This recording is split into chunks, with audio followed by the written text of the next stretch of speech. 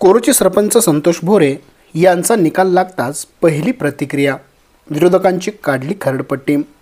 विरोधकांच्या विरोधात मानहानीचा दावा दाखल करणार सरपंच संतोष भोरे। कोरोची सरपंच पदाचा आखाडा सरपंच भोरे यांनी गजावला। विरोधकांना चितपट करत बाजी मारली। 2 वर्षापासून सुरू असलेली ही सरपंच पदाची रस्सीखेच अखेर थांबली आणि सरपंच संतोष भोरे यांचा विजय झाला। दिल्लीत विजय झाला व सत्याचा विजय झाला असे कार्यकर्त्यांनी सूर धरला होता। यावेळी सरपंच भोरे यांनी पहिली प्रतिक्रिया देताना विरोधकांची चांगलीच खरडपट्टी केली।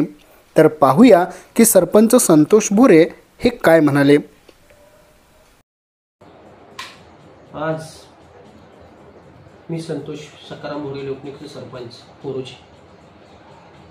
खरं तर मी 2022ला मागासवर्गीय आरक्षणामधून निवडणूक लढवली आणि मी लोकशाहीतून लोकांनी मला भरभरून मतं दिल्यामुळे मी लोकशाहीतून विजय झालो होतो।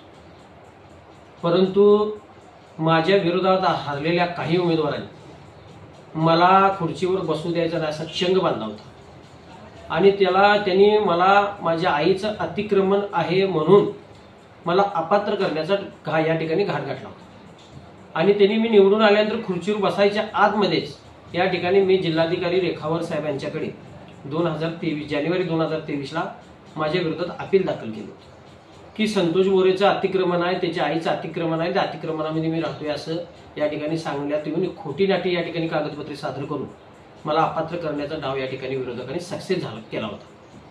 2024ला जानेवारी 2024ला या ठिकाणी निकाल लागला आणि मी अपात्र घोषित मला कलेक्टर साहेबांनी केलं।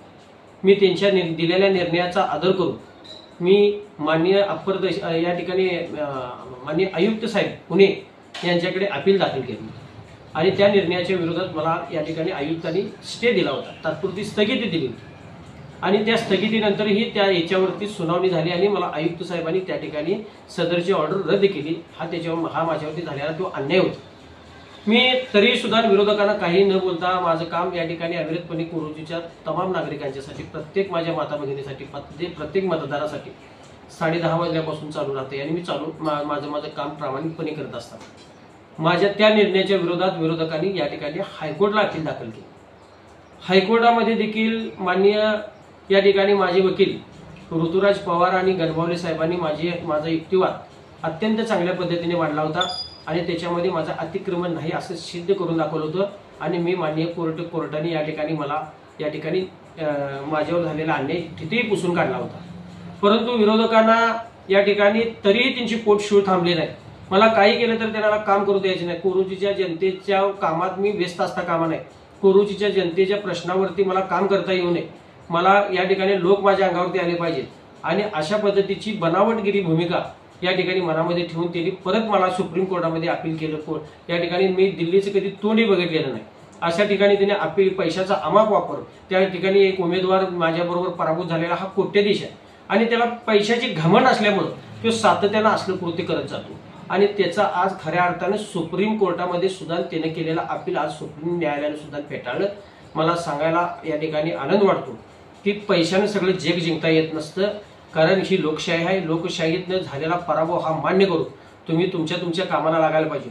मी गावगाडा अत्यंत चांगला चालवत असताना मला सातत्यानं कुठेतरी खोचक टोला द्यायचं, त्याला या ठिकाणी कुठेतरी त्याची बदनामी करायचं, हा हेतू ठेवून जर तुम्ही माझ्या नादी लागत असाल तर या गावचं ग्रामदैवत मारुती देव आहे आणि तो तुम्हाला कधीही माफ करणार नाही। या ठिकाणी तुम्ही वरडीच्या डावानं मला बाद करायचा प्रयत्न केला, तर वेळोवेळी मला या मारुती देवानं साथ दिली।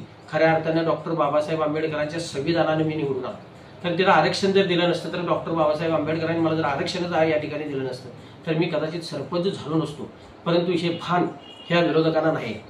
या ठिकाणी अनेक वेळा या ठिकाणी इतिहास या कोरोचीच्या ग्रामपंचायतीमध्ये झाला, परंतु या ग्रामपंचायतीच्या इतिहासमध्ये अनेक भ्रष्ट कारभार या ग्रामपंचायतीमध्ये झाला, परंतु त्याला कुणी कधी चॅलेंज केलं नाही। माझ्यासारख्या बाबी निष्पाप माणसाला या ठिकाणी मी जरी झोपडपट्टीत राहत असलो तर काम माझं चांगल्या विचाराचं आहे। मी तुमच्यासारखा कोणता धनिकदार नाही किंवा मी तुमच्यासारखा राजकारणाचा वापर माझा स्वार्थ भरण्यासाठी किंवा माझं घर भरण्यासाठी केलेला नाही।